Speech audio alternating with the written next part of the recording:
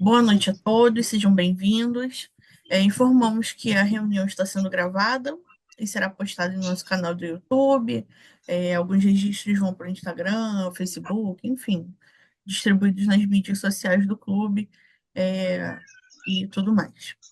Nós vamos dar início à reunião em alguns momentos. Na tribuna virtual, Ingrid Leal, atual presidente desse clube, do Rotaract de Nova Iguaçu Leste. Hoje nós estamos fazendo uma reunião conjunta com o nosso clube padrinho, o Rotary de Nova Iguaçu Leste também. Gostaria de dar novamente boas-vindas a quem acabou de entrar aqui. Eu vi que entraram novos convidados. É, Hoje nós vamos ter a palestra com Beatriz Garcia, que é médica veterinária pelo ENF, e vai nos trazer algumas curiosidades que ela viu aqui e comparar com o que ela está vendo de realidades hoje lá no Canadá, onde ela está.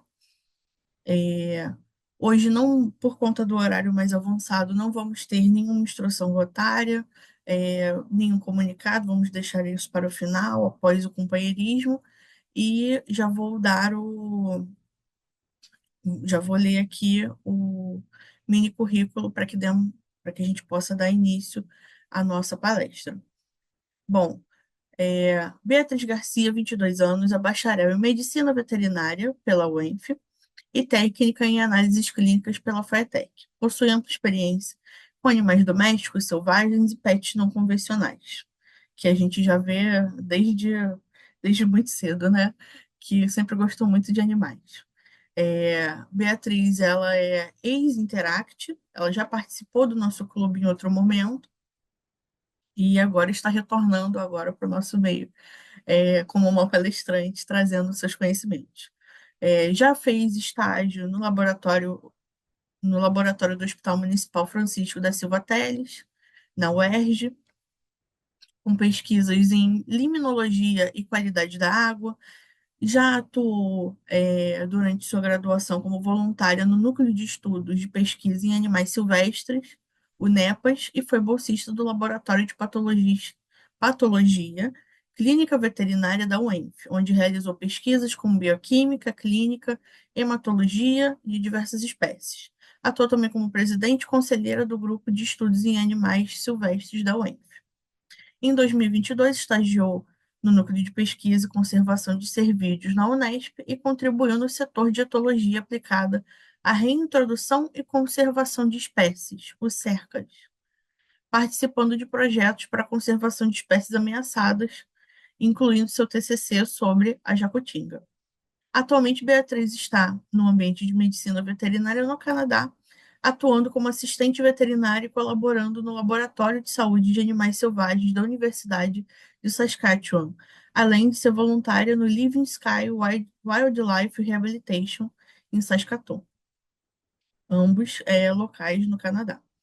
Agora convido você, Beatriz, a se abrir sua câmera. Não, de câmera aberta você já estava, enfim, perdão. A falar, né? Pode iniciar a sua apresentação, tá bem? Fique à vontade, o palco é seu. Boa noite, gente. Vocês estão conseguindo me ouvir direitinho? Ok. Eu vou compartilhar a tela aqui. Eu só queria confirmar, mas assim, já tinha conversado com a Ingrid antes, eu imagino que nem todo mundo que está aqui nessa sala tem vivência ou é da área da veterinária. Então, essa palestra ela vai ser bem mais educacional mesmo, bem introdutória. Eu não vou entrar muito a fundo. E a minha intenção vai ser só mostrar para vocês como que é mais ou menos a rotina de quem trabalha com esse tipo de, né, nesse tipo de ambiente. E como eu estou agora aqui no Canadá, também mostrar o que eu achei de parecido aqui com o Brasil. E também, às vezes, inspirar alguém a ir para essa área. Então, eu vou compartilhar aqui com vocês. Eu me formei agora em julho, então todas as experiências que eu vou mostrar aqui ou são de agora, ou são de quando eu era estudante. E tá aparecendo a apresentação? Agora eu não estou vendo a sala, então talvez alguém tenha que falar no microfone. Tá sim, tá aparecendo sim, tá perfeito. Então, as experiências, a maioria delas foram quando eu era estudante. E eu também queria avisar que todas essas imagens, em algum momento, eu pedi autorização para utilizar. Então, são todas imagens de ambiente de trabalho e também dos animais, né? São pacientes, então são fotos de pacientes. Então, essas fotos foram todas autorizadas e nenhuma delas é de animal pet, nada disso, é sempre de animal silvestre.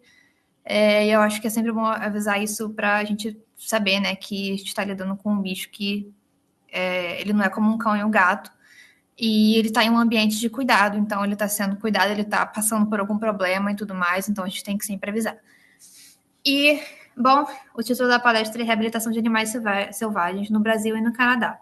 Impressões de uma voluntária e médica veterinária.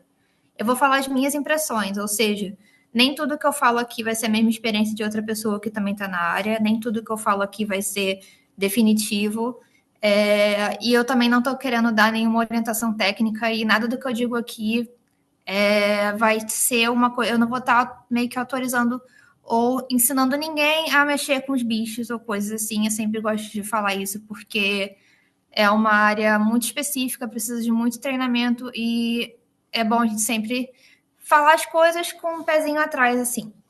Então, vai ser sempre as minhas impressões, a maneira que eu vi as coisas como voluntária. Então, é isso. E para começar, eu queria dar uma introdução sobre o que é exatamente a reabilitação de fauna, porque tem muita coisa nesse mundo de animais selvagens que acaba se misturando.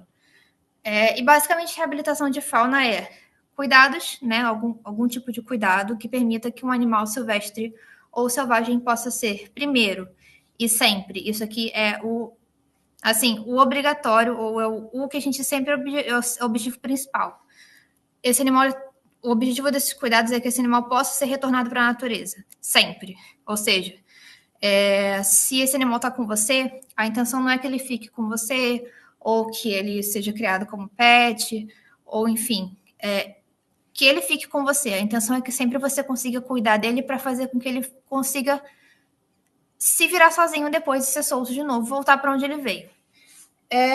Ou, caso o animal não tenha condição de voltar por N motivos, que esse animal ele possa ser realocado para algum lugar onde ele possa viver em cativeiro, e aí assim ele contribui para a espécie dele de outra maneira, né?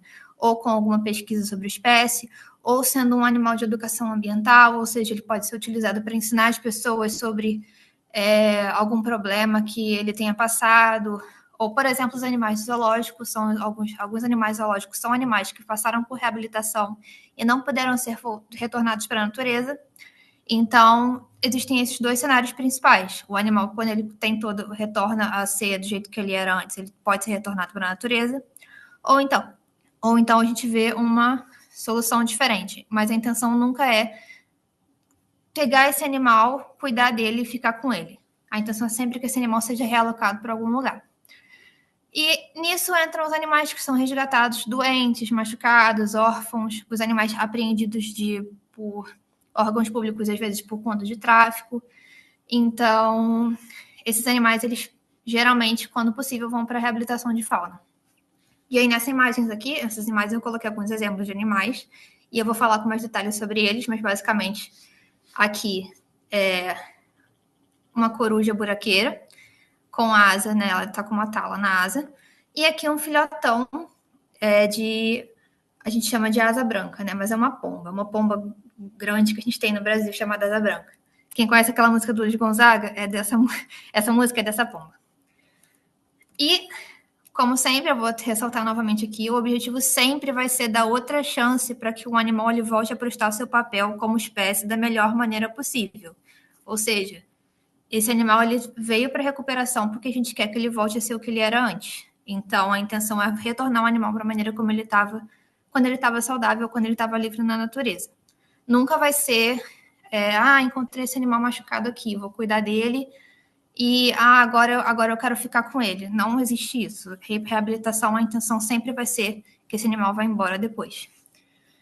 E as minhas experiências com voluntariado nessa área foram em dois lugares, basicamente.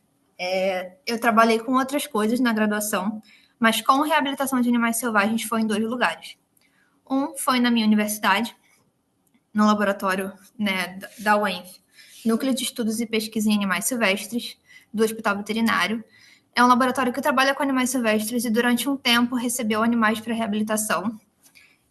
No momento não está mais acontecendo isso, mas depois eu entro mais em detalhes sobre isso. Mas eu trabalhei com eles como voluntária e também como bolsista por um tempo. Por quase 3 anos, então mais da metade da graduação. E depois disso eu ainda continuei ajudando de segundo plano.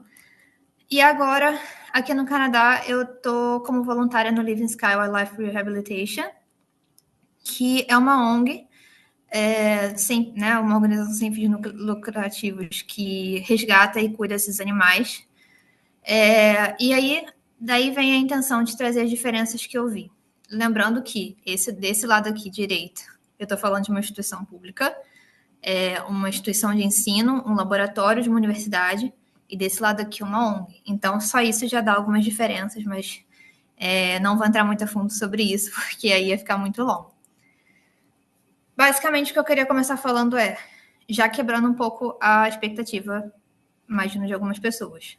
O principal serviço de um voluntário com animais selvagens é muita limpeza e organização.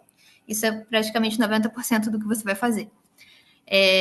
E alimentação, hidratação, organizar recinto, pesar os animais, a gente também faz isso, que é para a parte de cuidar do animal, auxiliando a equipe de reabilitadores e pesquisadores, ou, enfim, médicos veterinários, biólogos ou tecnistas. Os profissionais, eles vão estar precisando da sua ajuda para alguma coisa, né? E dependendo do seu nível de conhecimento, do nível que você tem de conforto com aquela área, ou de treinamento, principalmente, aí você pode ser que ajude mais próximo dos animais, a avaliar clinicamente, fazer a parte mesmo da veterinária e da biologia. Mas se você for um voluntário que acabou de começar, ou então for uma pessoa que não for da área, às vezes o que você vai fazer é ajudar, né, ali de lado. Então, limpar recinto, construir recinto, às vezes conseguir material. Ou então, quando você não é da área, mas você consegue contribuir de outra maneira, você pode também ajudar com a educação ambiental, então ajudando em feiras, a fazer mesmo a educação das pessoas. Se você for uma pessoa da área de mídias sociais, você consegue ajudar na divulgação científica e educação ambiental nas redes sociais. Então, existem várias formas de voluntariado. Existem pessoas, por exemplo, fotógrafos que se voluntariam para tirar fotos dos animais. Existem muitas formas de ser voluntário. A minha forma de ser voluntária foi porque eu era estudante de veterinária e no Brasil é mais comum que os voluntários desses locais sejam da área mesmo, então estudantes de veterinária, biologia, zootecnia, acabam sendo os voluntários mais comumente. Mas eu conheço alguns lugares que aceitam voluntários de outras áreas também. E eu falei que isso seria uma quebra de expectativa porque passar tempo com os animais vai ser a última das coisas que você vai fazer, mesmo que você seja da área. Sabe aquele meme que fala, esse realmente odeia minha filha? Então, provavelmente o bicho também te odeia. Aquele bicho tá ali, ele te odeia, né? Porque aquele animal é um animal selvagem. Ele não queria estar ali. Ele não queria nem ter sido resgatado. Às vezes, para ele tá achando que aquela ali tá sendo a pior experiência da vida dele, porque ele não entende, né? Ele não entende que a gente tá tentando ajudar, que a gente tá tentando recuperar, às vezes, a asa quebrada daquele bicho. Para ele, aquela situação ali é extremamente estressante, né? Ele não sabe o que tá passando pela vida dele naquele momento, ou se ele não sabe nem se ele vai sobreviver, porque para ele, às vezes, você é um predador. Então, fica lá segurando o bicho, fazendo carinho, tirando foto, passando tempo, a não ser que seja um filhote, por exemplo, um animal muito específico que, às vezes, até depende daquele contato, ele não vai estar gostando disso. Então, para o animal ficar saudável, para o animal se recuperar bem, para ele conseguir, né, às vezes até sobreviver, porque tem bicho que às vezes morre de estresse, a gente tem que deixar o bicho o mais afastado possível. Então, às vezes, a gente cobre gaiola, a gente deixa só entra em contato com o bicho uma vez no dia, entendeu? Então, com o animal selvagem, quanto menos contato você tem com ele, melhor. Quanto menos contato você precisa ter com ele, melhor. Então, isso é uma coisa que eu achei interessante trazer aqui, porque é uma quebra de expectativa, porque às vezes no Instagram, nas redes sociais, no geral, a gente vê aqueles vídeos das pessoas com bicho na mão, abraçando onça, abraçando sei lá o que, gente, aquilo ali não existe, não é daquele jeito. É completa. Uma pessoa que está em um centro de reabilitação, quando ela sabe o que ela está fazendo, quando ela sabe o quão sério é aquele trabalho, o que ela vai priorizar é não ter contato com bichos só quando necessário. Então, isso é interessante, porque às vezes as pessoas vão procurar o voluntário, né, ser voluntários desses locais, achando que vão chegar lá, ai, vai ser tão legal, vou passar o dia inteiro com os bichos. Às vezes, eu, por exemplo, estava lá hoje na ONG e o que eu mais fiz foi limpar a gaiola, porque era o que estava precisando. Eu vi uma coruja hoje, foi isso que eu vi. E assim, devem ter dezenas de bichos lá naquele momento. Eu só vi uma coruja hoje. Então é isso, sabe? Quebra de gelo total isso aqui. Mas eu achei muito importante porque diferencia uma pessoa que é um voluntário que sabe o que está fazendo ou chegou preparado sabendo o que vai fazer e uma pessoa que às vezes nunca teve contato, infelizmente, porque isso não é falado muito. E às vezes chega e tem uma quebra de expectativa, sabe? Não é exatamente como achou que seria. Mas eu acho que isso aqui seria importante falar com vocês. E agora entrando para o que eu tenho visto de diferente, né? Tanto no Brasil quanto aqui, quando você trabalha com esses bichos, você acha que você conhece muito bicho, pelo menos no meu caso, e aí você chega no lugar e você se vê perdida na quantidade de coisa que você nunca ouviu falar na sua vida. Então, no Brasil, eu vi tanta coisa diferente, né? De ave, répteis, mamíferos, animais terrestres, animais aquáticos, semiaquáticos, animais que fazem migrações ou não. Alguns animais que eram incomuns, que eram difíceis de ver, e alguns animais, na maioria das vezes, eu até coloquei em negrito aqui, animais muito conhecidos, então animais muito comuns. Geralmente é o que mais aparece nesses lugares, porque são os animais que ficam mais perto dos seres humanos. Infelizmente, isso não é bom para esses animais. Então, enquanto eu estava no NEPAS, eu vi uma lista incontável de animais que eu nunca achei que eu viria na minha vida tão fácil ou tão rápido assim na graduação. E aí eu vou colocar aqui alguns exemplos. Bom, alguns são mais comuns, outros não. Mas, por exemplo, muitos papagaios eu vi, né? Essa espécie que é o papagaio chauá. Não é o papagaio verdadeiro, aquele papagaio mais comum, é um papagaio que está ameaçado de extinção, inclusive. Mas eu vi esse animal pela primeira vez, né, na reabilitação. Gambá, era um mar de gambá. Quando chegava na primavera, então, gente, era de ter, assim, 20 gambás, 30 gambás filhotes, porque é um animal que é muito comum, né?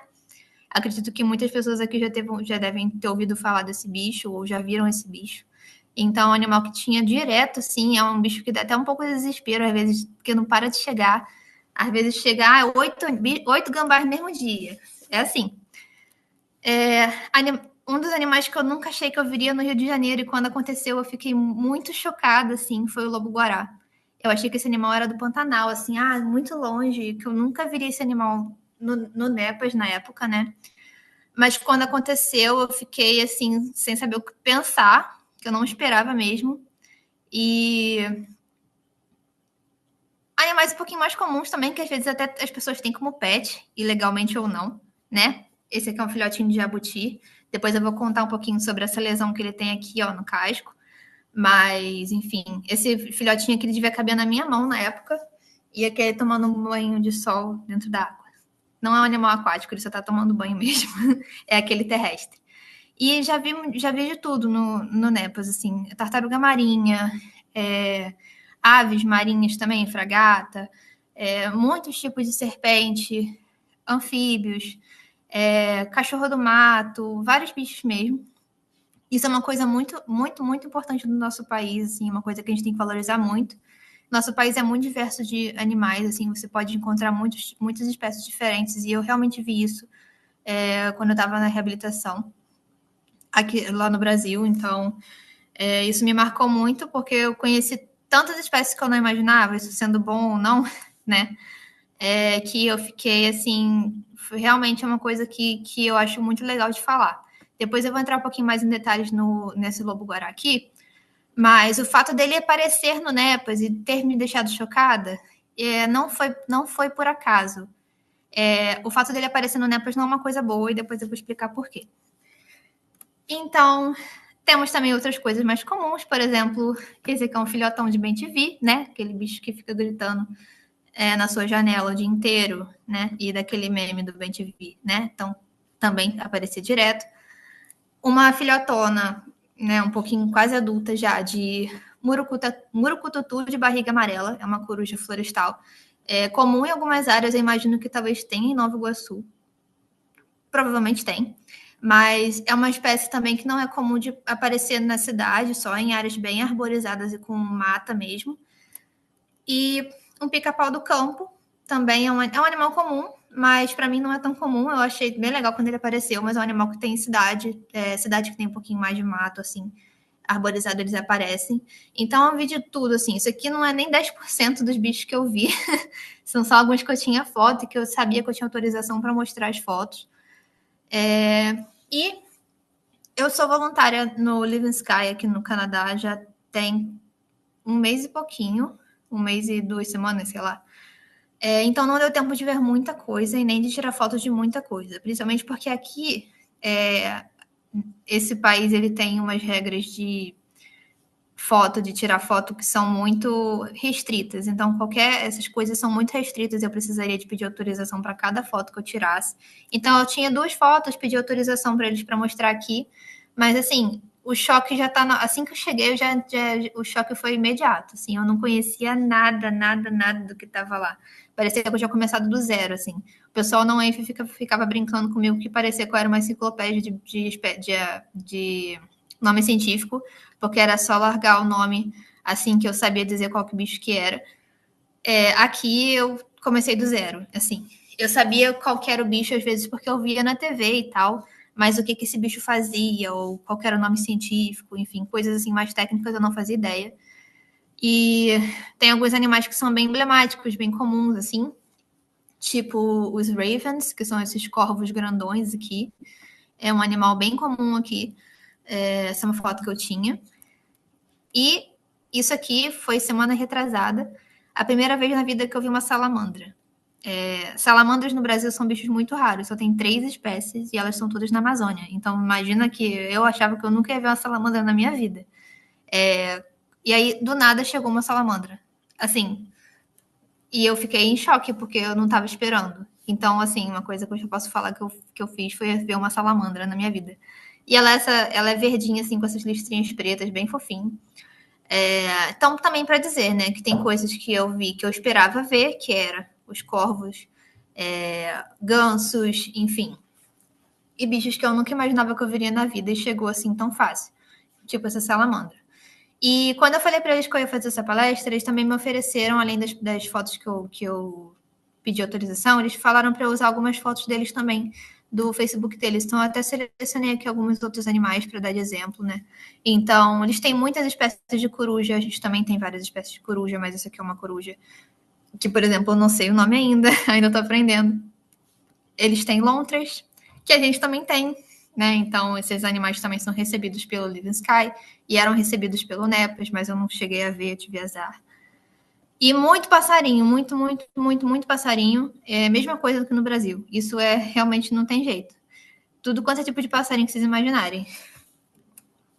E aí, uma coisa que eu acho que é mais por questão de mídia, assim, a gente é muito acostumado a ser criado com coisas que vieram da América do Norte, né? Então, desenho. Muitos desenhos que a gente assiste na TV são da América do Norte, então tem muita coisa que a gente vê na TV que a gente não tem no Brasil e a gente fica achando, pô, é muito chato, o Brasil não tem isso. Então, Brasil não tem urso, Brasil não tem, sei lá, águia americana, Brasil não tem aquela coruja gigante lá. A gente tem, na verdade. Enfim, a gente vê, a coruja não tem a espécie do pica-pau, mas a gente tem pica-paus também. Então a gente é muito acostumado a ver bicho na TV e falar, pô, eu queria que esse bicho estivesse no Brasil. E não perceber que a gente tem animais que são muito parecidos, ou que prestam o mesmo papel, e a gente não aprende a valorizar esses animais. Então eu até trouxe aqui alguns animais que são diferentes, mas que eu achei que seriam tipo equivalentes, sabe? Do nosso dia a dia. Então, bom, no Brasil, imagino que todo mundo já viu, pelo menos voando no céu, né? Um urubu, esse urubu preto mesmo, assim, aquele grandão que fica revirando lixo. Então, eu acho esse bicho muito legal, mas demorei para aprender por que ele era muito legal. E esse animal é assim mesmo, ele revira lixo, ele destrói, rasga saco de lixo, come coisa podre, enfim, a gente fica com nojo e tal. Mas eu poderia dizer para vocês que esse corvo que eu mostrei, que tem gente que acha muito bonito, nossa, que bicho gótico, que bicho, sabe, ai, mágico, sei lá. Raven é a tradução, se fosse fazer a tradução para uma coisa do que a gente fala no Brasil, por exemplo, é Ravena. Ravena dos Jovens Titãs é Raven em inglês. Então seria alusão a esse bicho aqui. Então, pô, nossa, que bicho místico, que bicho sei lá o quê. O pessoal fica, ai, como eu queria ver um corvo desse. E no Brasil a gente tem corvos, mas eles são de floresta, então eles não são muito comuns. Mas, gente, vou falar para vocês, é a mesma coisa. Literalmente a mesma coisa. Faz a mesma coisa. Rasga lixo, rouba comida, atrapalha os outros. Então, assim, eles não têm nenhum tipo de urubu aqui, pelo menos aqui onde eu tô. Então, eu poderia dizer para vocês que, na minha impressão, esse bicho aqui é a mesma coisa que um urubu, entendeu? E a gente paga super pau para esse bicho aqui, fala, nossa, que bicho chique, que bicho lindo, tem pingente de corvo, sabe? E é a mesma coisa. Ninguém usa pingente de urubu, só quem torce para o Flamengo, talvez, mas é a mesma coisa. Então, sim, vocês verem uma coisa, né? Eu ainda acho os dois animais muito, muito, muito maneiros, assim, mas é isso, revira lixo igual. E agora um outro bicho também, que é muito comum, que eu já tinha mostrado aqui, né? O bem-te-vi fica gritando na janela, bate em outros bichos, enfim, fica lá de manhã, enfim. Todo mundo sabe quem é esse passarinho com a barriguinha amarela. Eles também têm aqui um animal que não é do mesmo, não é o mesmo, não é nem primo. Esse aqui também ele é mais primo do corvo do que do bem-te-vi, mas eles comportam igual. Esse aqui tá em todo lugar, você escuta ele o dia inteiro. Corre atrás de bicho, né? Um bicho que é territorial. Então, assim, se eu fosse falar para vocês, se eu olhar para a janela agora de manhã, eu vou ver esse bicho aqui. Seria a mesma coisa que no Brasil. Se eu olhasse para a janela de manhã, eu veria o bem-te-vi. E nós temos no Brasil, inclusive, uma curiosidade. Essa ave aqui é a ave símbolo do Brasil, é o sabiá laranjeira. Durante a primavera, esse animal que ele canta de madrugada, então você vê, se você escutar um passarinho cantando 4 da manhã, é o sabiá laranjeira. Ele é um animal que a gente tem no Brasil. E aqui eles têm o American Robin, que na tradução literal seria tordo americano. Mas eles são primos. Mesmo gênero, de espécies diferentes. Eu não sei se isso seria uma coisa que todo mundo entenderia, mas eles são praticamente primos, assim, são bichos muito próximos um do outro. E aqui sim, é semelhante, né? Eles têm o bem-te-vi deles, eles têm o sabiá deles, a gente tem o nosso sabiá. E por fim, falando um pouquinho de mamíferos, né, que é a parte que todo mundo gosta, que é a fofofauna, que a gente fala, a gente tem uma lontra, né? Eu sei que meu tio Fábio está assistindo e ele já me falou que viu lontras em Macacu.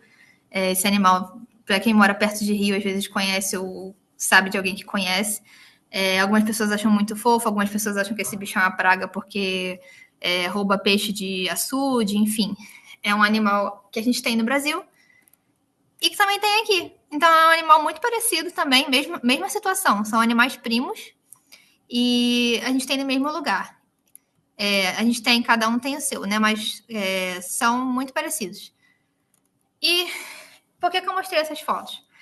Porque a gente tem muitas espécies diferentes e eu ainda estou aprendendo, parece que eu comecei do zero aqui, aprendendo sobre as espécies.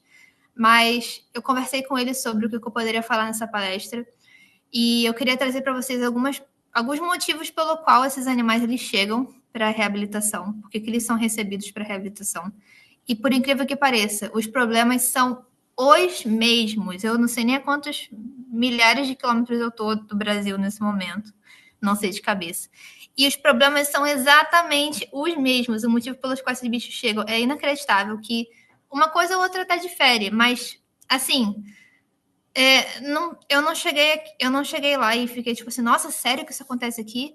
A pessoa falava o que o animal tinha sofrido, eu fico, nossa, sei exatamente o que é isso. Então, assim, um mundo completamente novo para mim, mas os problemas pelos quais os animais passam são os mesmos.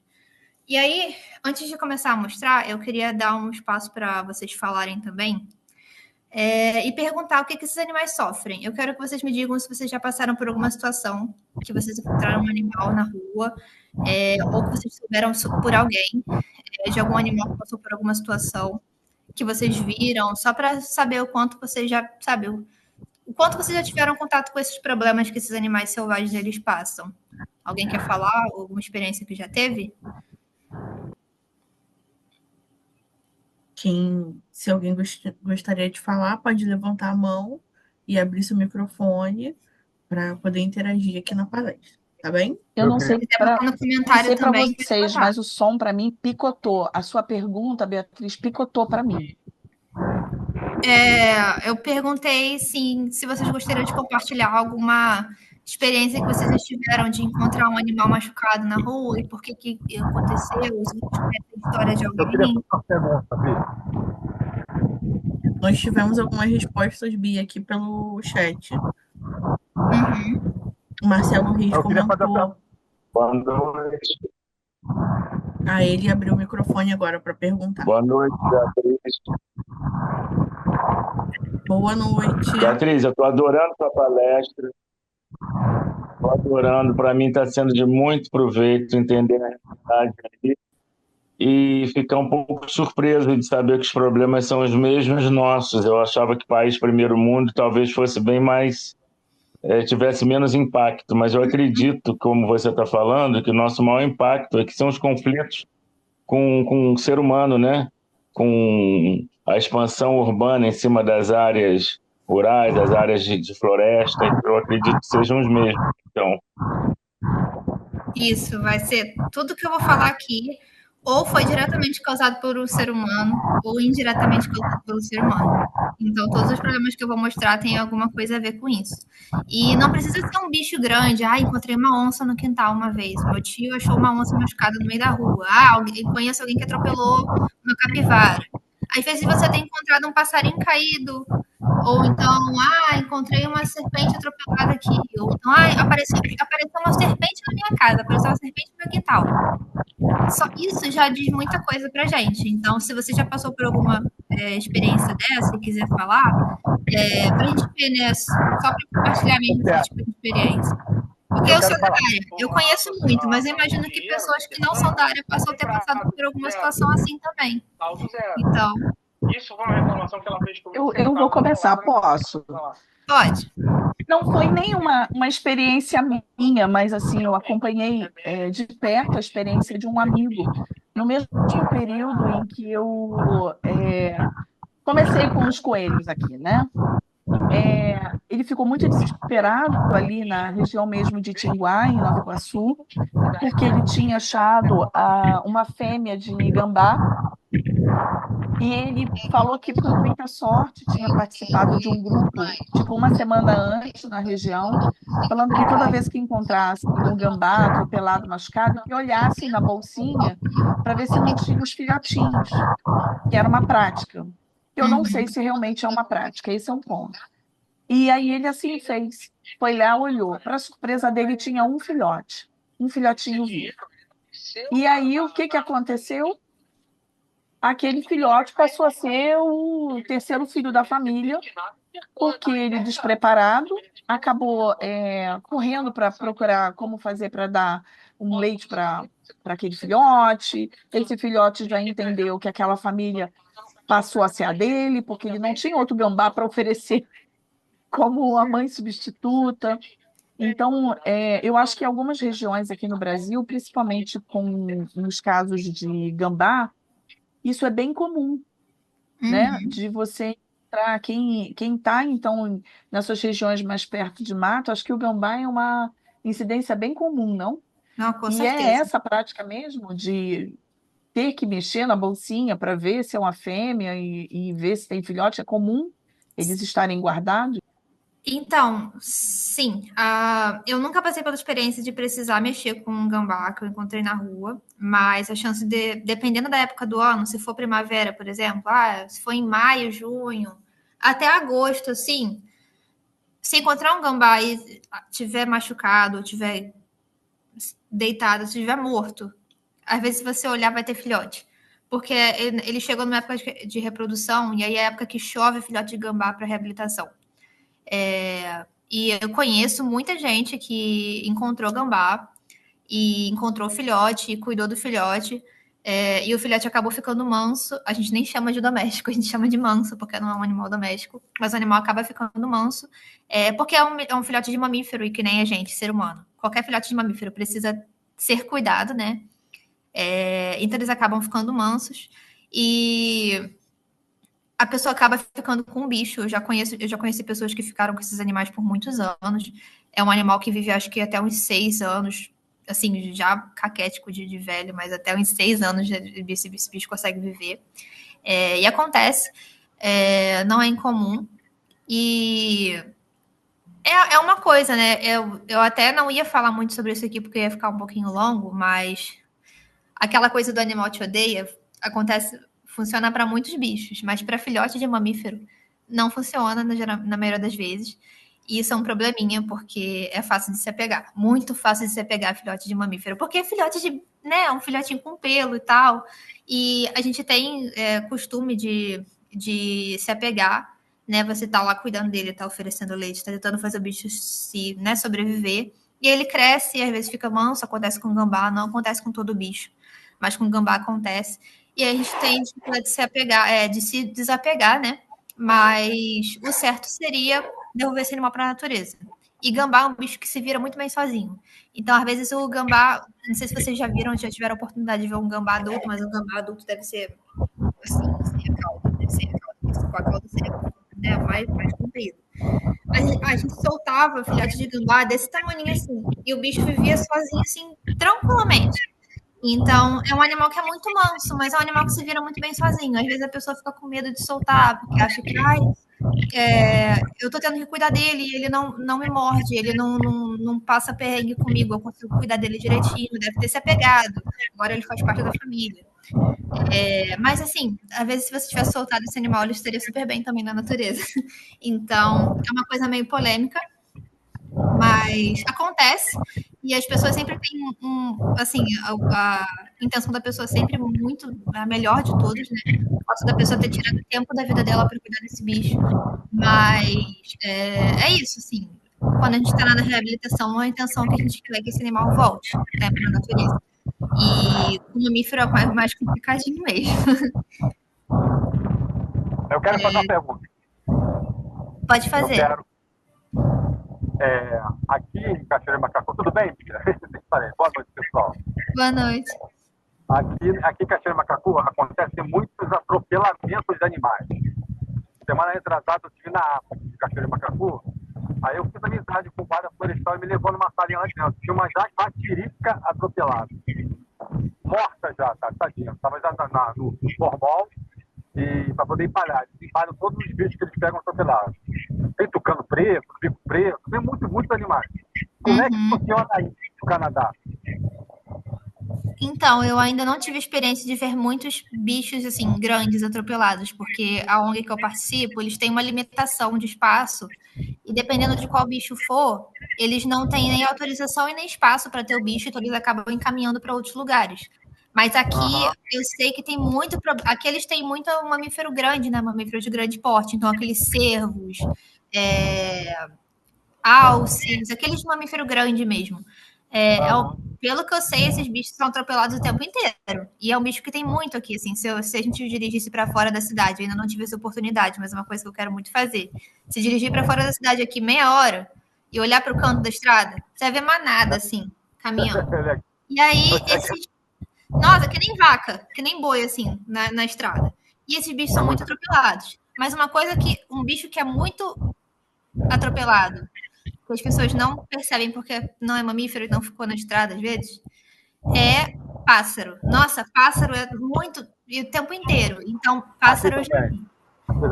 Por exemplo, a corujinha que eu vi hoje, que eu ajudei a alimentar hoje, ela tinha colidido com um vidro de carro, né? A suspeita que eles têm. Então, acontece muito, sim. Eu vou mostrar alguns exemplos aqui, inclusive. Alguns até um pouquinho tristes. Mas, sim, isso é muito comum. Imagino que aqui também. Acabei de chegar e já sei disso. Então, imagino que a intenção é que só aumente no futuro. Mas acontece com tudo quanto é tipo de bicho. Aqui a experiência que eu tenho no meu quintal atrás tem bananeira, então parece muito mico. Eu tenho um miquinho, eu falo que é meu, que ele não tem um braço. Não tem um bracinho, então eu chamo de bracinho. É que eu não consigo compartilhar o vídeo, mas aqui acontece muito também de acidente com micos. Muito. Eu vou citar isso. Acidente com fio elétrico também. Bicho ser eletrocutado, por Quero fazer exemplo, uma pode pergunta. ter perdido a mão por conta disso. Sabia? Ele pode ter levado um choque e acabou perdendo a mão. Acontece também. Então, tem vários motivos, assim, pra vocês terem. Eu tenho aí a lista infinita de coisas que podem acontecer com esses bichos. Ah, entendi. Legal. Obrigado, tá, Bia? Boa noite aí. Parabéns, tá? Parabéns. Pergunta rápida. Pode falar. Então, já que você falou sobre reabilitação, eu queria saber se existe um tempo médio, independente da lesão, do tipo do animal, para reabilitação. Quanto tempo, em média, esse animal fica até que ele seja devolvido para a natureza? Se existe essa estatística, esse É dado? muito difícil. Muito difícil dizer. Cada bicho vai ser de um jeito e vai depender da gravidade do caso.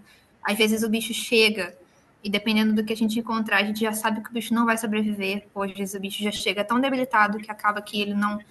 Na verdade, muitos desses bichos nem ficam muito tempo em reabilitação, eles acabam, né, falecendo, infelizmente, antes, acontece muito. Na verdade, eu diria que acontece mais, inclusive, dependendo do lugar. E do problema, às vezes é mais comum o bicho não sobreviver do que ele sobreviver, por isso que os esforços são tão grandes, né? Não dá para dizer, eu conheço o bicho que a gente achou que ia morrer, que em um mês o bicho já estava sendo solto. Conheço bicho que teve que ficar 8 meses, 7 meses em reabilitação, teve bicho que ficou mais de um ano. Tem filhote, por exemplo, a gente tem que esperar o bicho ficar adulto, ou pelo menos jovenzinho, então dependendo do tipo de bicho, vai ficar meses com a gente.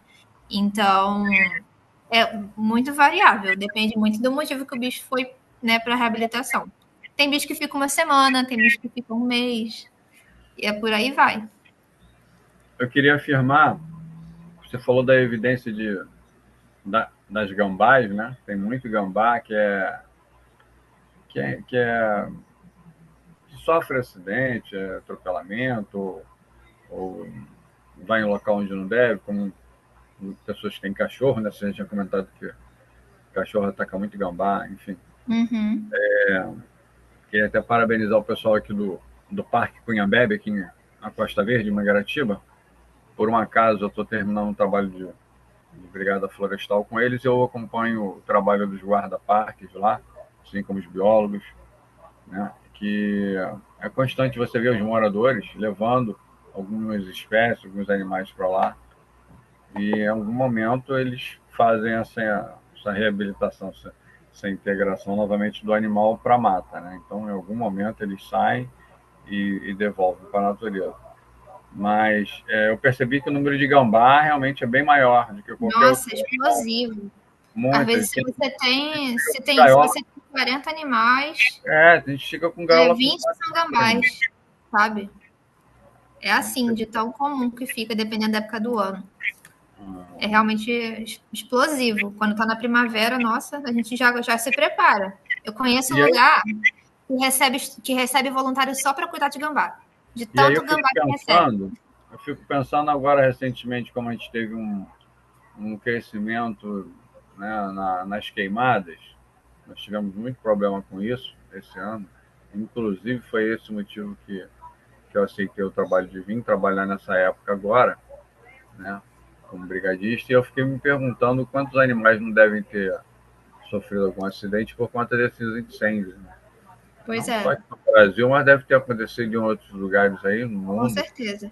Né, por causa da mudança climática, aquela coisa toda, enfim, incidência de fogo. E aí eu fico me perguntando como é que esses animais, né, para onde eles foram levados, se é que foram levados.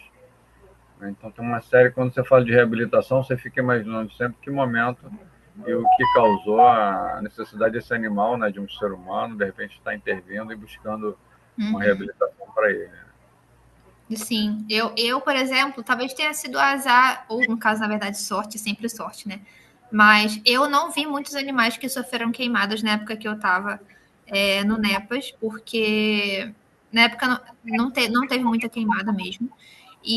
Porém, eu conheço outros colegas de profissão que são de outras áreas do Brasil, que estão em outros centros de reabilitação, e com essas queimadas eles receberam muito bicho com queimadura e tem uma pós-doutoranda na UENF que ela trabalha com biocurativos, por exemplo, né, curativos feitos, enfim, em laboratório, que são especiais, e ela está ajudando pessoas nos queimados do Pantanal, mandando os curativos para lá para poder ajudar no tratamento das queimaduras. Então, assim, se tem queimada e se o local é preparado, se o local tem um centro de reabilitação, pode ter certeza que um animal que tem sorte de encontrar, ser encontrado, ele tem a chance de ir para esse lugar, ter uma segunda chance de ser tratado e tudo mais. Queimadura é uma coisa muito difícil de tratar. Considerando que o animal não vai colaborar com você, esses animais não vão colaborar, né? Não tem como, o animal não queria estar ali, ele não entende.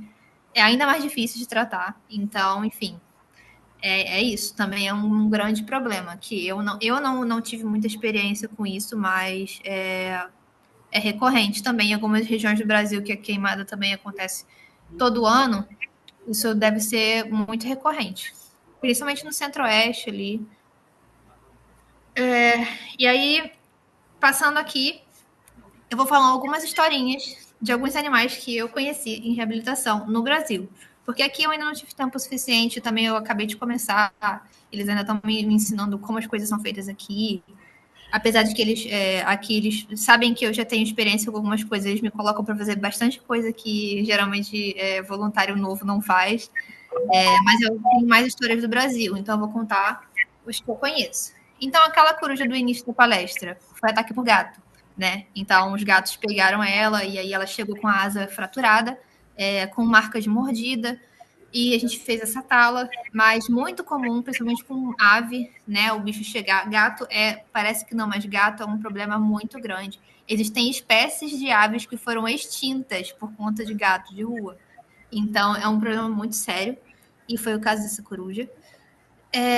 Esse filhote de tamanduá mirim, ele era órfão. Na época, tinha chegado 2, tipo, na mesma semana, ou com uma semana de diferença, os 2 foram encontrados com a mãe morta, atropelada na estrada. Os 2, a mesma história. Então, a mãe foi atropelada, morreu, encontraram um filhote na beira da estrada, vivo ainda, e ele chegou para reabilitação. E como eu falei, filhotinho, mamífero, precisa de contato físico, precisa ser alimentado. É um bicho que passa muito, muito tempo em reabilitação. Eles devem ter ficado uns 6, 7 meses com a gente, até ficarem grandinhos e começarem a machucar, né? Porque, não sei se dá para ver aqui, mas essa unha aqui, ó, tava cravada no meu jaleco, tava cravada.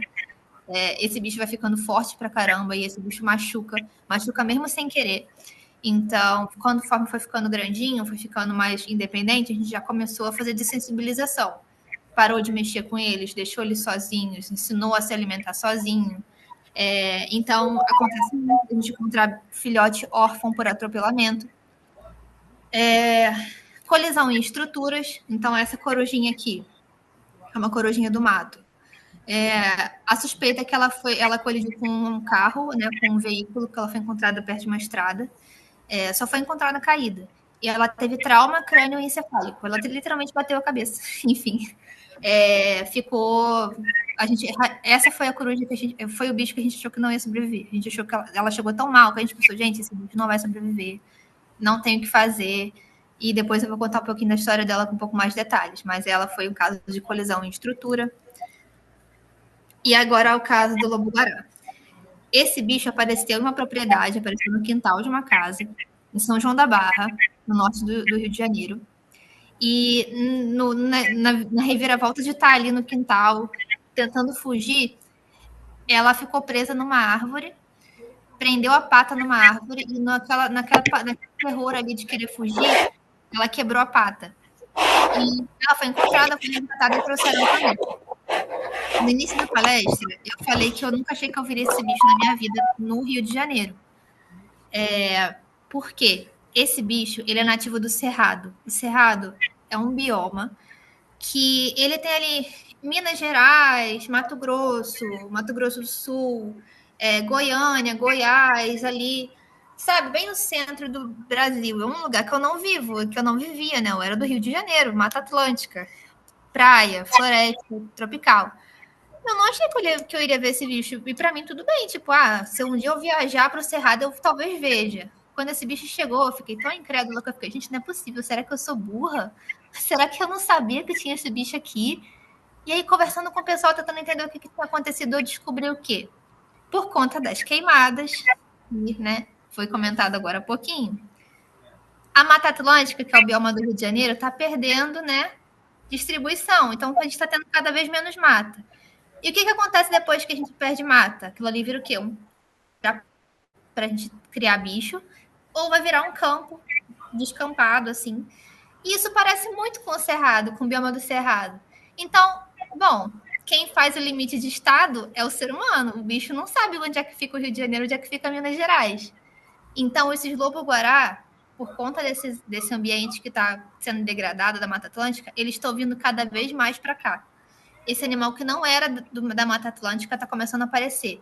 E em um intervalo de 2 anos, apareceram 2 lobo-guará no Nepas, e a gente soube de outros lobos-guarás em Campos, que não foram trazidos para o Nepas, por N motivos, mas que estavam em Campos. Então, a gente sabe que tem lobo-guará em Campos e São João da Barra, no norte do estado no geral, que era uma coisa que não deveria acontecer, mas acontece. Então, é um bicho lindo, é um bicho perfeito. Eu nunca achei que eu veria um lobo-guará assim tão rápido, mas não era para eu ter visto. O certo era eu não ter visto, né? Então, é isso, é um problema que a gente tem por conta de queimada.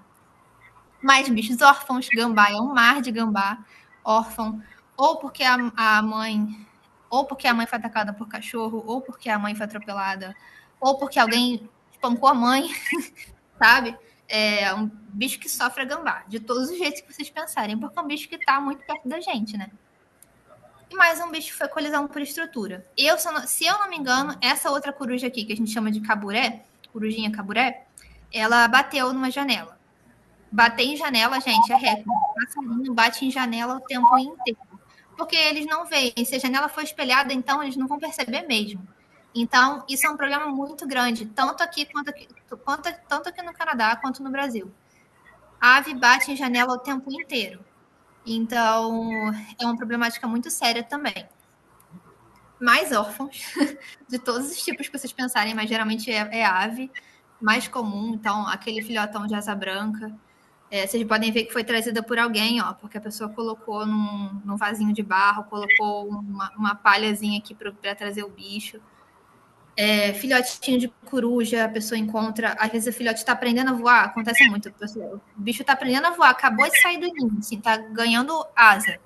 Tá com a asa crescendo, assim, e os pais estão por perto vigiando, mas o bicho está lá no chão porque ele está aprendendo a voar ainda. E aí a pessoa encontra no chão e pensa, pô, deve estar machucado. E pega e leva pra gente. Se eu não me engano, essa coruja aqui ela foi solta, ou colocaram ela de volta onde ela estava, porque era só um filhotinho aprendendo a voar, então ele não estava mal. Ele só tinha sido tirado por engano, assim, do ninho, de perto do ninho, sabe? A mesma coisa esse filhote aqui. Esse aqui eu não sei se vai todo mundo saber o que é, não. Mas parece um corvo, né? Aquele que eu mostrei, mas não é um corvo. Isso aqui é um anu. É um anu preto. É uma ave que é muito comum em área semi-urbana, assim, perto de pasto. Filhotinho também, mesma situação. Encontraram no chão e trouxeram pra gente. Mas diferente desse aqui, que tá com a asinha crescendo, tá aprendendo a voar, esse aqui, se eu não me engano, ele era muito novinho. Então é diferente. Esse aqui caiu do ninho. E a pessoa trouxe porque esse bicho não ia sair do chão. Mas dependendo de onde estava, se não fosse um lugar perigoso, até dava para deixar, porque os pais estariam por ali, tomando conta e tudo mais. Mas se tinha cachorro no lugar, gato, e você não tiver como colocar de volta no ninho, o ninho está muito alto, eu não estou vendo o ninho, eu não estou vendo os pais. Aí faz sentido você trazer, sabe? Então, existem muitas situações com o filhotinho também, desse sentido, de encontrar um filhotinho no chão. Mais um filhote órfão retirado dos pais. Esse aqui já estava bem grande e já estava voando. Então, eu imagino que a pessoa encontrou no chão, assim, e trouxe. Mas não tinha também necessidade. Então, é um outro bicho que, assim, por engano, a pessoa com uma ótima intenção acabou trazendo, mas mesmo por uma falta de orientação, a pessoa acaba trazendo e não tem necessidade. Então, o bicho também foi solto, se eu não me engano. Porque não tinha nada, ela estava bem, só estava aprendendo a voar. Mais um filhote órfão retirado dos pais, o filhotinho de MTV também foi a mesma situação. E, por fim, o pica-pau. Colisão com estrutura também. Esse bicho chegou, assim, eu não tinha resposta nenhuma. Assim, se eu não me engano, ele foi por colisão por vidro também. Então, muito comum também. E uma coisa que não falei muito aqui, mas também é muito comum, dependendo do lugar, o NEPAS não recebia tanto, porque quando recebia, era enxurrada. Era enxurrada, assim, era o pessoal da Guarda Ambiental chegar com a caçamba do caminhão, com, assim, 20 gaiolas, com tudo quanto era bicho tipo de ave, que vinha trazer apreensão, né, de tráfico de animal silvestre. Então, o NEPAS acabou parando de trabalhar com esse tipo de coisa, porque a gente tipo, não tinha como manter, era impossível, era muito bicho. Porque quando é apreensão, o pessoal da polícia pega tudo, né? Então, a gente não tinha estrutura para receber tanto bicho assim. Mas, por exemplo, esse animal aqui, esse papagaio, ele veio do tráfico, né? Algumas pessoas vieram, falaram que encontraram na rua, assim, e deixaram com a gente. Só que vira e mexe, a gente passava pela sala, assim, e o bicho falava, Taioba, do nada, gritava, Taioba, do nada. Assim, eu falava, quero biscoito, quero pão, acontece muito. Então, assim, a pessoa pode ter encontrado na rua? Pode. Mas, às vezes, acontece muito da pessoa, na verdade, ter tido esse animal por um tempo, ou por algum motivo quer se desfazer, e aí deixa com a gente. E aí, esse animal era um tipo desse. Eu não lembro o que aconteceu, se ele foi solto, se a gente teve que mandar ele para algum lugar que pudesse adaptar ele para ser solto na natureza. Mas eu lembro que na época que ele estava com a gente moveu ele para um recinto grandão, né? Para ele sair dessa gaiola pequena, a gente botou ele num recinto de alvenaria. E às vezes passava um bando selvagem dessa mesma espécie aqui, do papagaio chauá, passava um bando e ficava no teto, assim, da casa, interagindo com ele. Né? Então o animal estava em recuperação com a gente estava tentando entender o que a gente faria com ele. E aí vinha esse bando do mesmo animal selvagem para interagir com ele. Isso era bem legal.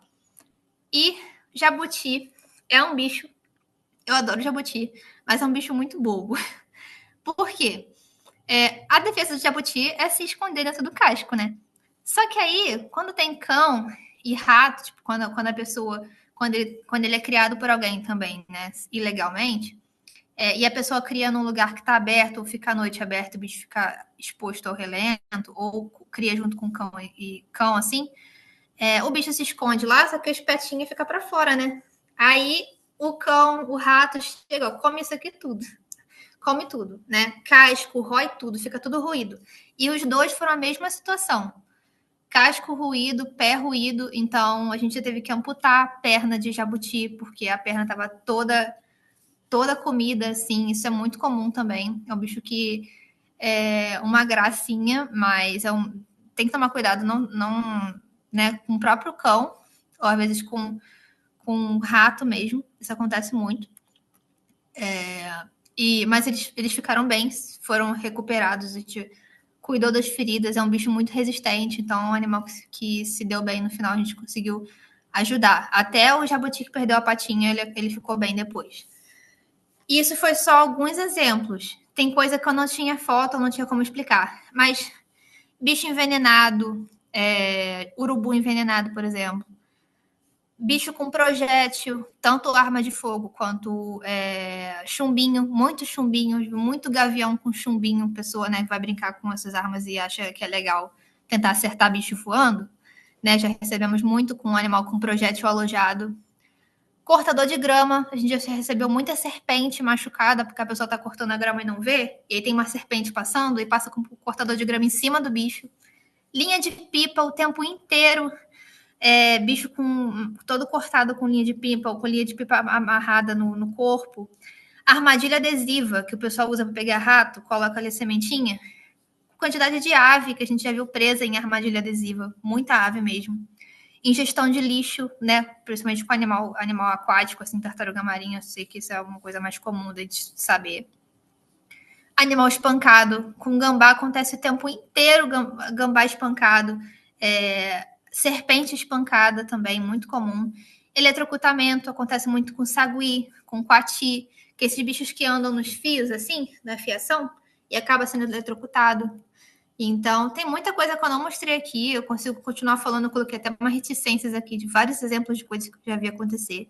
E sem falta, eu perguntei para o pessoal, exceto a linha de pipa, que eu acho que não deve ser muito comum aqui, todo o resto, nossa, com certeza existe alguma história para contar aqui no Canadá também com essas coisas.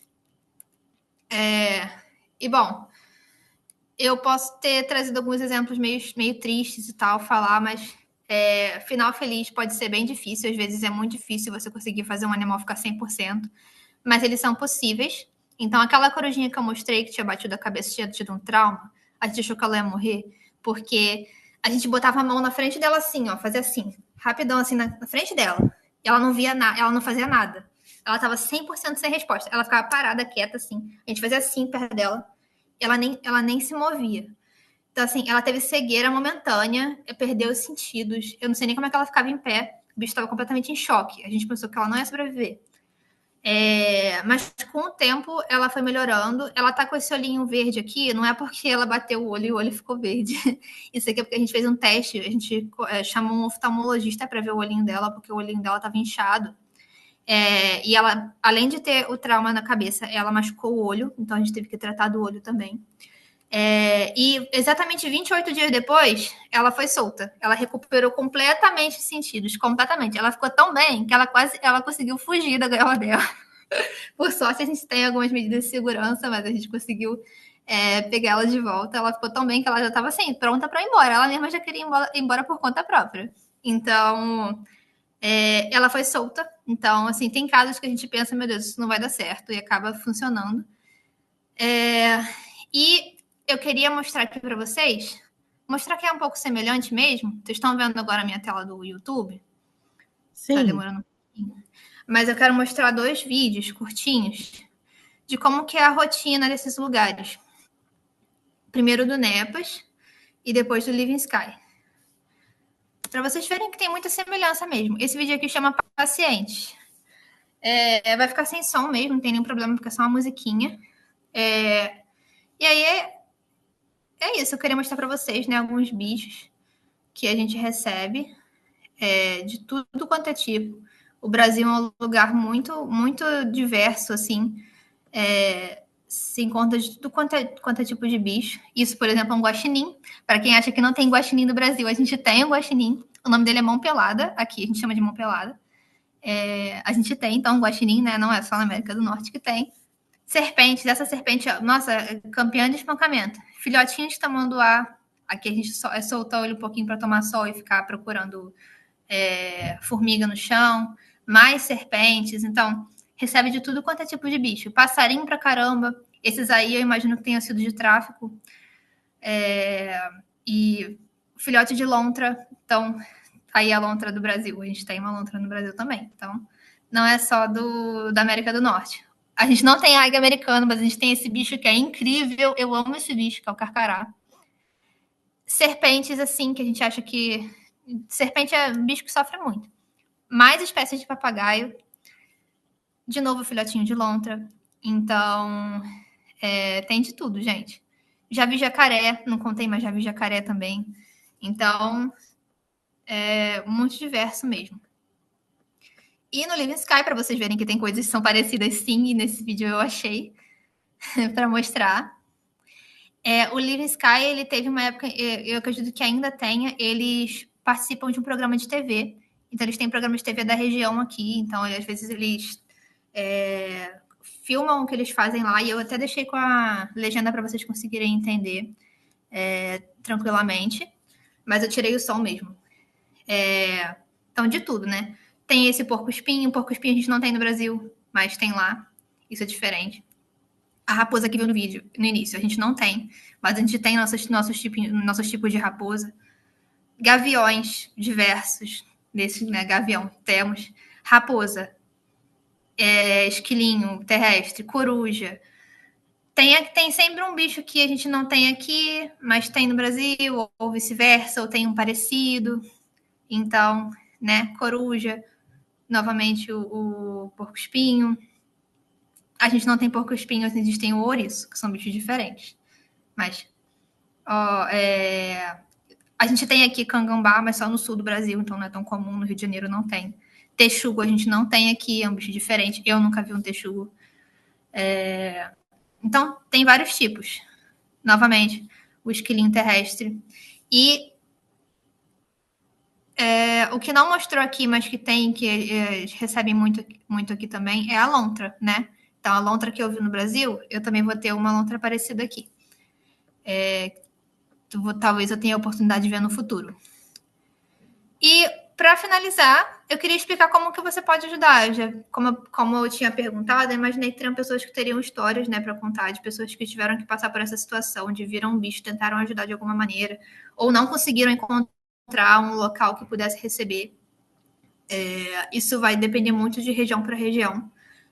Uma coisa triste que eu poderia dizer, por exemplo, é que Campos de Goytacazes, que é a cidade onde eu fiz a minha faculdade, e o NEPAS, desde 2022, o NEPAS não recebe mais bicho nenhum para reabilitação. Nenhum. A gente fechou, eles fecharam, né, esse serviço, porque ficou insustentável.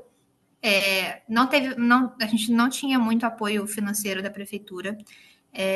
E a universidade em si não tinha como tratar financeiramente do NEPAS, porque é um tipo de serviço que demanda muito custo. E por isso e por outros motivos, o NEPAS parou de receber animal de reabilitação. E Campos não tem o Centro de Reabilitação de Animais Selvagens da prefeitura ou do estado. Então, esses animais que são resgatados em Campos agora, eles não têm para onde ir. Né? Se for um animal tipo um gambá, se estiver saudável, você vai ligar para a guarda ambiental. A guarda ambiental vai pegar e vai mudar de lugar. Se o bicho estiver machucado, eles vão falar, a gente não pode fazer nada. Porque, a não ser que seja um bicho grande, um animal importante, emblemático e tudo mais, eles até pegam e viajam com esse bicho, mas às vezes são viagens de 4, 5 horas para o Rio, ou para Rio das Ostras, ou para Macaé, para encontrar um lugar para colocar esse bicho. Mas Campos não tem mais. Por quê? Dependia da UENF para isso. E, infelizmente, não teve como manter. Então, tem muito lugar que acaba fechando por falta de apoio ou por questões legislativas e tudo mais. Então, se a sua cidade tem um centro de reabilitação desse, se a sua cidade tem uma ONG, encontre uma forma de apoiar, se você estiver confortável para isso. Ou pelo menos saiba que ela exista, para que caso aconteça com você ou com algum conhecido seu, você saiba o que fazer. Então, tenta apoiar essas organizações na sua região. Eu sei que em Macacu provavelmente tem alguns projetos, por exemplo. Em Cunhambebe provavelmente também tem, né, em Mangaratiba. No Rio de Janeiro, cidade do Rio de Janeiro, existem alguns lugares também. É sempre bom a gente entrar em contato antes, para saber, ter certeza se existe, né, e se estão recebendo, e se é fácil para você conseguir realocar esse bicho. Porque senão acontece, por exemplo, como foi dito anteriormente, né? Às vezes a pessoa encontrou o bicho, não sabia o que fazer, não encontrou uma forma de pedir para alguém resgatar esse bicho e acabou pegando a responsabilidade para ela. Às vezes a pessoa sem preparo e tal, mas quer ajudar. Então acontece muito também, a pessoa acabar tomando essa responsabilidade para ela, né? Quando não era para ser assim, era para a gente ter um órgão público ou pelo menos um local que a gente possa realocar esses animais. Então apoiem esses lugares na região de vocês, se esse lugar existir. Busquem se educar em fontes confiáveis. Essas próprias organizações podem ter sites, podem ter rede social, para poder educar vocês sobre o que fazer quando encontrar um animal machucado, para quem ligar. Se encontrou um filhotinho caído do ninho, eu tenho que tirar esse animal do chão? Será que eu preciso? Será que ele está machucado? Será que às vezes o pai não está aqui por perto?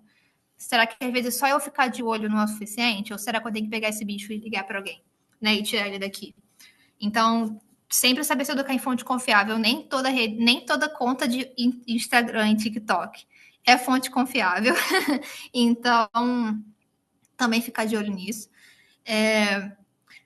Saber quem procurar novamente, né? Essas organizações, seria muito bom. Saber se sua cidade tem um guarda ambiental, se não tiver, se tem alguma ONG, se o INEA faz resgate, se existe alguma maneira, né? Se os bombeiros da sua cidade têm treinamento para fazer resgate, dependendo da cidade, os bombeiros também fazem esse resgate de bicho. E por fim, gente, pauta ambiental é coisa muito séria, né? São coisas que a gente acha que é secundário na hora de escolher um representante político assim, da cidade, mas faz diferença. E você também fazer uma diferença na sua vida, na maneira como você lida com alguma coisa, às vezes aprender a fazer reciclagem, para evitar que vá lixo para o oceano, né? Para acontecer como acontece muito comumente, que muitas pessoas sabem, né?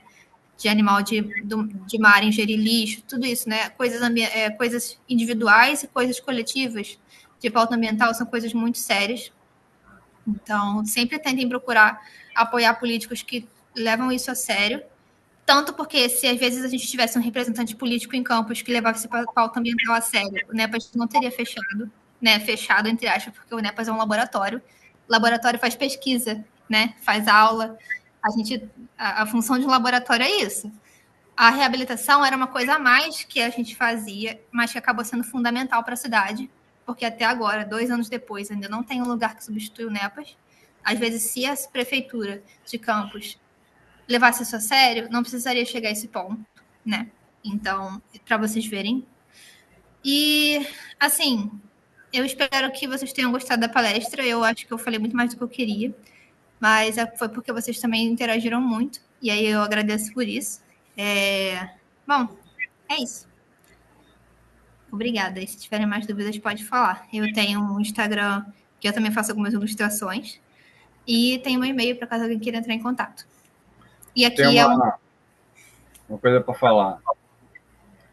Nós vamos entrar agora, próximo do verão, no período que a Defesa Civil considera de anormalidade por conta das fortes chuvas, todo aquele histórico de desastres hídricos, né? Escorregamento de massa, e em algum momento a gente vê aqueles abrigos temporários recebendo, não vou nem falar animais, né? Os próprios humanos, né? As pessoas que ficam desabrigadas, desalojadas, e nesse mesmo ambiente, quando se monta um abrigo temporário, eles também levam os pets deles. O cara perde, às vezes, uma chácara, um sítio, uma casa onde ele tinha ali o seu pet ou o seu animal para consumo. E eu já ouvi registros de quando chega no abrigo temporário, eles levam o pet debaixo do braço e querem abrigar o seu animal também. Imaginem isso. Então, assim, muito provavelmente nós não temos um cuidado, um carinho específico para esses animais que chegam nos abrigos temporários. Veja que a prioridade em algum momento são os homens, né? Somos nós, os seres humanos, que também ficam desabrigados, alojados, mas os animais também ficam. E já é comentado isso, inclusive na Defesa Civil de Caxias, acho que no ano passado teve inclusive um curso rápido sobre primeiros socorros em animais. Aí, nesse quesito, foi só os pets, porque animais silvestres é mais delicado você ter contato, pegar, né? A Bia não... tem um risco maior também. Então, assim, imagine que o cara chega com um cavalo lá, ele perdeu a casa, mas ele não quer perder o cavalo. E já vi situações dessas, do cara chegar com um galo debaixo do braço, né, com um passarinho, com gaiola, e chegar num gerenciamento, num abrigo temporário, e não tem lugar para acomodar esses animais. Então, assim, só um detalhe, né, só uma informação que isso acontece, né? Existem grupos, de desastre para silvestres. Eu não sei se você conhece o GRADE, provavelmente você conhece o GRADE. Eles fazem esse serviço de resgate de animal, eles estavam nas enchentes no Rio Grande do Sul, por exemplo, e eles têm uma frente para animal doméstico e uma frente para animal selvagem. E aí a frente que vai do animal selvagem, por exemplo, eles estavam no Pantanal na época das queimadas, e sempre fazem esse tipo de serviço. Então, é um grupo muito interessante de seguir. É só GRADE mesmo, GRADE Brasil, GRAD. E eles fazem esse serviço de resgate desses animais em situações de desastre, é uma coisa muito interessante. E eles também fazem curso para quem quer atuar como resgatista desses animais nessas situações de desastre, né, para animal selvagem. Porque, sim, é diferente de um cão e de um gato, ou de um animal doméstico, às vezes até de um cavalo ou de um boi. Um animal doméstico às vezes vai aceitar a aproximação. Às vezes nem eles aceitam, né? Mas vai ser mais fácil. Um animal selvagem, muito dificilmente você vai ter essa facilidade de conseguir, e também tem o risco de você se machucar tentando ajudar o bicho. Então, realmente tem que ser feito por uma equipe treinada. E isso acaba sendo um obstáculo mesmo, né? Para qualquer tipo de grupo acabar atuando. Então, esse é um que vem na minha cabeça agora, o GRADE. Eles fazem esse serviço de resgate desses animais em situação de desastre. E eles fazem um trabalho muito bonito. Muito bom, muito bom. Nós temos aqui 3 perguntinhas, na verdade. Se mais alguém tiver alguma pergunta, pode levantar a mão. Eu sei que o Marcelo Reis levantou a mão agora no finalzinho. mas ele Eu já tenho tinha duas. feito. Eu queria até fazer Pode falar. isso. Eu tenho duas que eu já queria até fazer as duas perguntas que ela responde com calma. Uma é o Não, seguinte, eu queria entender se aí no Canadá, está ouvindo bem? Se aí no Canadá, a problemática com os animais domésticos abandonados acontecem de forma grande, média ou pequena.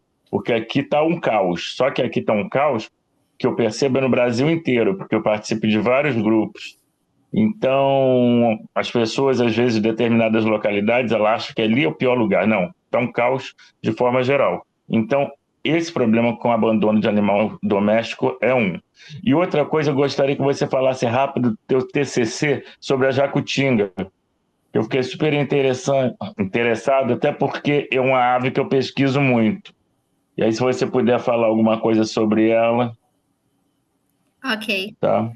Então, eu estou aqui no Canadá há 2 meses e alguns dias. Então, eu ainda não tive muita experiência assim com causa animal para animais domésticos, porque eu acabo dando mais atenção mesmo para animais selvagens.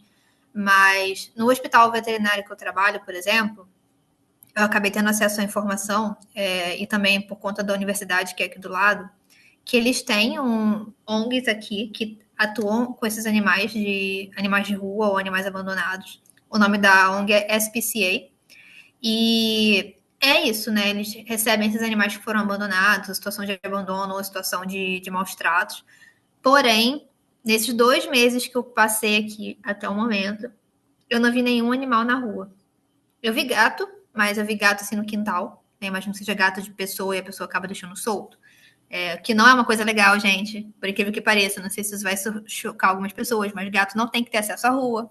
Por incrível que pareça. Gato não tem que dar saidinha. Isso não existe. Isso é errado. Mas eu não vou entrar nesse assunto.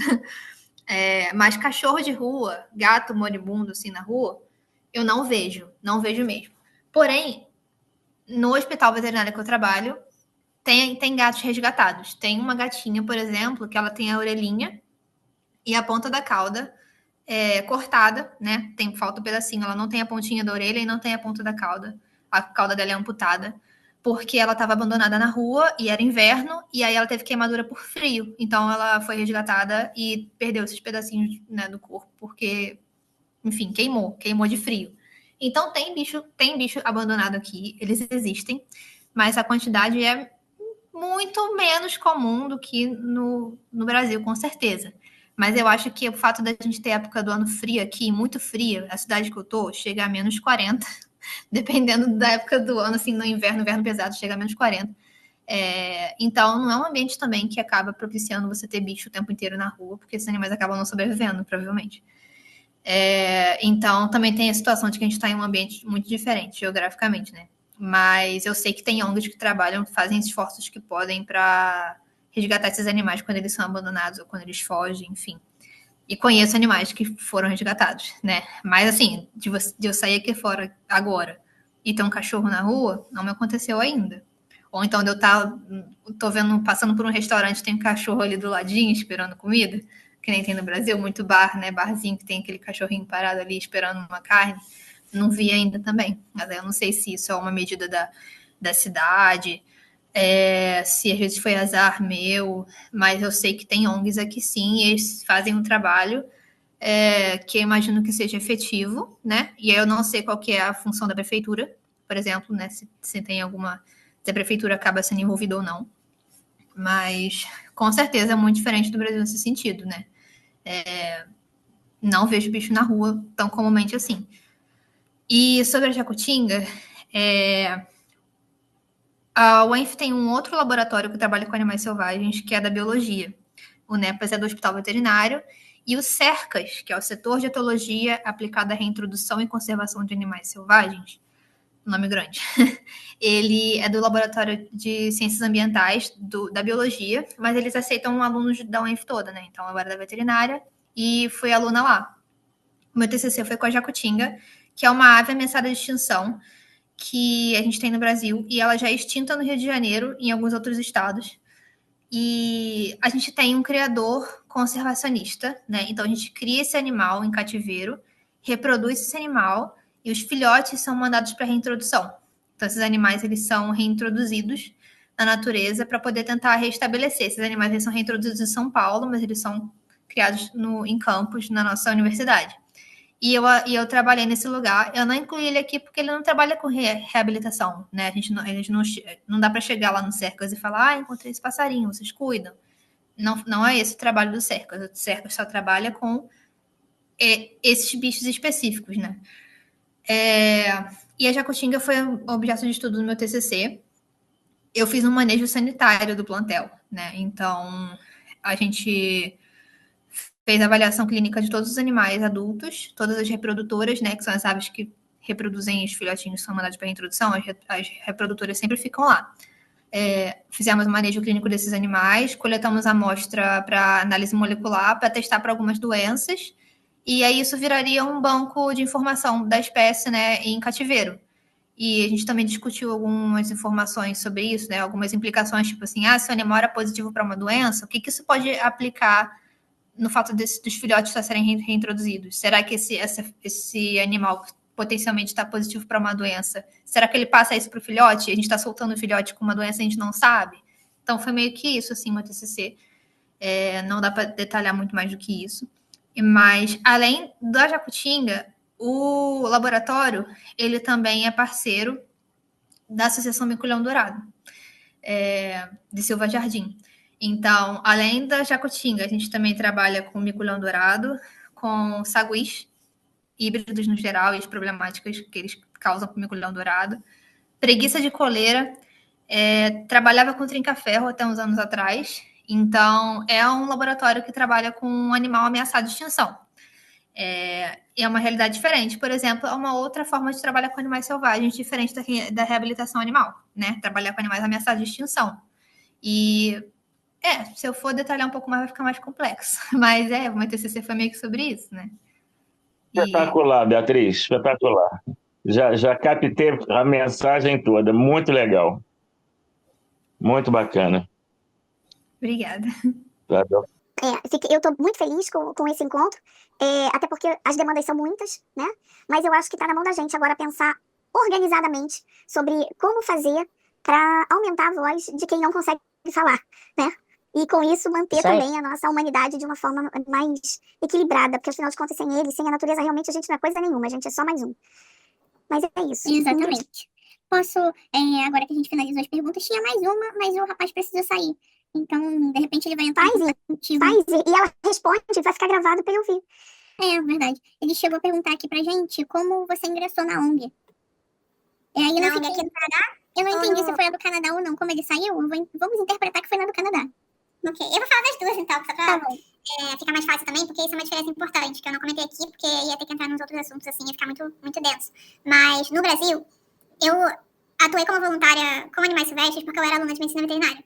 Então, no Brasil, acaba sendo um pouco mais restrito, dependendo da ONG, não, mas, assim, pra trabalhar com esses bichos, pra estar que nem eu tô aqui nessa foto aqui, contendo um animal e tudo mais, é mais fácil e é mais comum esses papéis de voluntário de cuidar do animal ser dado para pessoas que são estudantes da área. Então, estudantes de medicina veterinária, biologia, zootecnia e áreas afins acabam sendo as pessoas mais comuns a serem voluntárias. Mas eu conheço lugares que aceitam pessoas de qualquer área. Isso só vai limitar o que a pessoa vai fazer. Porque uma coisa que também é pré-requisito para trabalhar aqui no Brasil, né, com esses animais, na maioria dos lugares, a esmagadora maioria dos lugares, é que você precisa ter vacinação específica. Então, por exemplo, eu tenho vacinação para raiva. E no Brasil, a não ser que você seja da área da saúde e da área da medicina veterinária, você não precisa ter vacinação para raiva no seu dia a dia. As pessoas não são normalmente vacinadas contra a raiva. Elas passam pela terapia de pré-exposição e de pós-exposição se elas foram mordidas por um cachorro, que elas não conhecem, se forem mordidas por um morcego, e aí é outra história. Mas quem trabalha com esses animais o tempo todo precisa ter algumas vacinas específicas e a da raiva é uma delas. Então isso também é uma coisa que limita. Aqui, eu vejo que isso não é tão limitado assim. Eles não limitam só quem é da área. No Living Sky, por exemplo, pra eu virar voluntária, eu achei que eu ia penar muito, eu ia ter que ligar, que eu ia ter que encontrar eles em algum lugar, ir num evento, achar. Mas no site falava assim, se você quer ser voluntário, mande um e-mail. E eu fiquei, não é possível que é só isso. Porque no Brasil a gente tem que preencher formulário, mandar documento, fazer entrevista, não é possível que eu só mandar um e-mail e acabou. Mas eu fiz, mandei só um e-mail, achando que eu não ia nem ser respondida, ou enfim.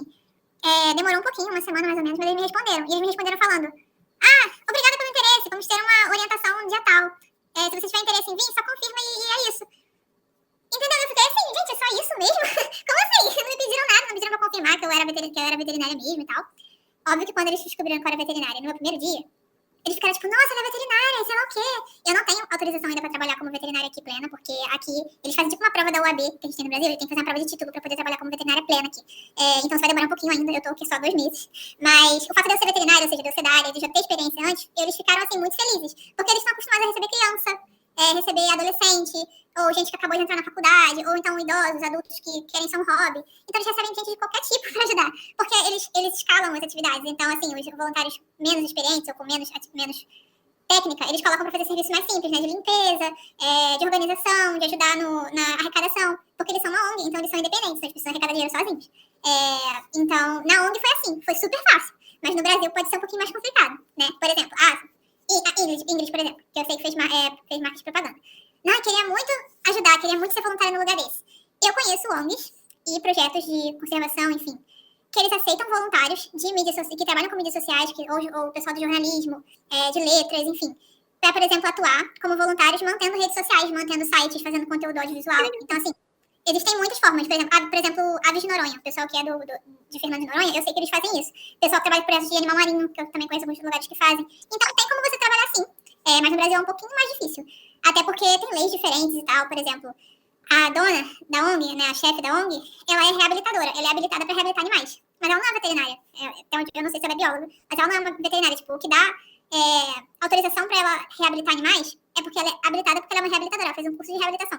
Diferente do Brasil, geralmente esses lugares eles são liderados ou são, enfim, os animais eles são tratados por profissionais formados, né, médicos veterinários, biólogos ou tecnistas, porque é uma limitação de legislação nossa. Mas isso também muda muita coisa. Por exemplo, no Brasil, todos esses animais que eu ajudei a tratar, eles tinham tratamento veterinário que eu achava que era insuficiente, assim, incompleto, porque o acesso que a gente tinha à veterinária para esses animais é muito diferente para cão e gato, assim, cão e gato é muito mais avançado. Mas quando eu cheguei aqui, eu fiquei chocada, porque esses lugares têm muito menos. Se eles não tiverem um veterinário ou alguém habilitado a medicar esses animais, assim, colocar esse animal num soro, fazer um tratamento mais pesado, assim, para o animal realmente levantar, eles têm que fazer os tratamentos mais simples, assim, da medicação na boca, o animal não pode ficar no soro porque não tem ninguém treinado para fazer o soro.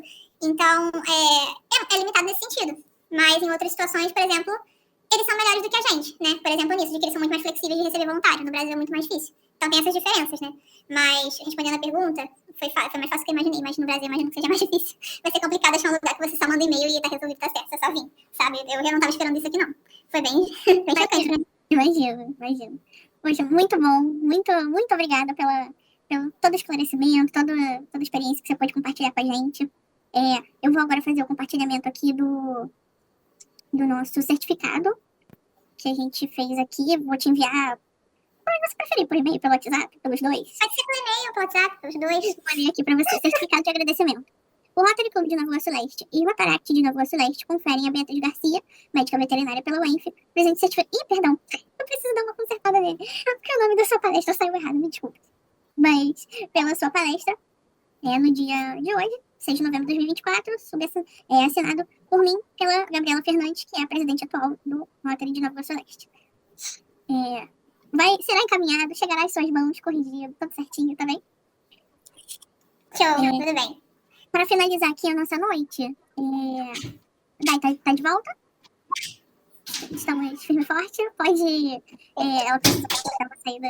Beatriz, boa noite a todos. Um momentinho que a gente vai só fazer Depois nós vamos a estatística. A gente vai só fazer a estatística aqui tá. rapidinho e a gente finaliza, tá bem? Obrigada. Daiane, por favor. Boa noite a todos na tribuna virtual da Daiane Varela, vice-presidente dessa unidade na classificação publicitária. Tivemos presentes hoje na nossa sala virtual 2 rotaractianos, 3 rotarianos e 12 convidados. Total de 17 pessoas na sala. Excelente. Muito obrigada. Em 72.000 anos atrás, um homem com mais 12 homens modificaram a vida do planeta. Nós estamos em 17, olha que maravilha. Isso aí. Uma sala cheia. Já é uma sala cheia. Se estivéssemos ao vivo, já seria quase uma turma. Gostaria de finalizar a reunião agradecendo a presença de todos. Vou novamente aqui dar nosso compartilhamento aqui no nosso sininho. Em nome do Rotaract e do Rotary de Nova Iguaçu Leste, declaro essa reunião finalizada e agradeço a presença de todos. Estaremos de volta. O Rotary terá reunião na semana que vem, presencial, que é no Hotel Mercury, em Nova Iguaçu. E o Rotaract se reunirá novamente de forma virtual.